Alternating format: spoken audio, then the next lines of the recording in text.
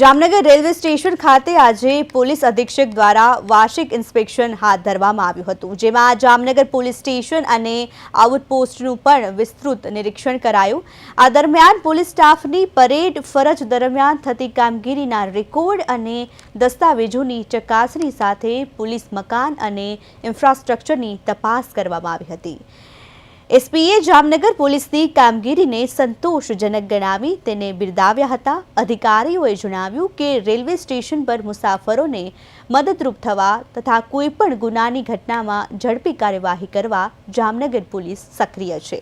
સાથે જ જનતાને અપીલ કરી કે કોઈ બિનવારસી સામાન કે શંકાસ્પદ પ્રવૃત્તિ દેખાય તો તરત જ પોલીસને જાણ કરવી તેમજ પોતાનો મોબાઈલ સહિત કિંમતી વસ્તુઓ સાવચેતીપૂર્વક રાખવી।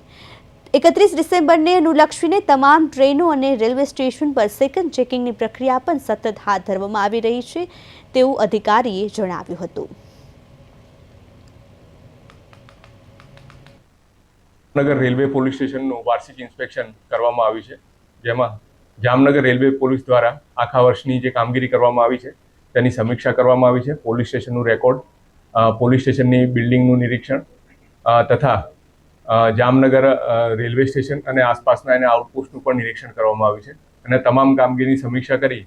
જામનગર રેલવે પોલીસ દ્વારા જે યાત્રીઓ આવે છે અને સામાન્ય જે પ્રજાજનો છે તેમને ખૂબ સારી મદદ કરવામાં આવી છે અને કોઈપણ પ્રકારના ગુનાઓ તેનું તાત્કાલિક ડિટેક્શન થાય છે। આ ઉપરાંત નાની મોટી કોઈ વસ્તુ મિસિંગ થઈ ગઈ હોય તો તે પણ તાત્કાલિક રેલવે પોલીસ દ્વારા એમને પરત અપાવવામાં આવે છે અને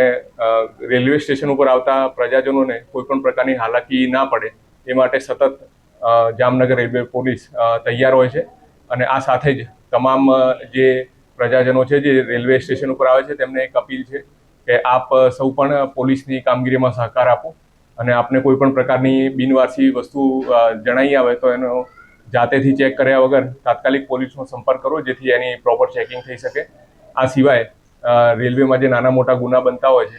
એમાં મોબાઈલની ચોરી, પર્સ ચોરી વગેરે થતી હોય છે તો પોતાના જે કિંમતી સામાન છે, મોબાઈલ છે વગેરેનું ભીડભાડમાં કે ટ્રેનમાં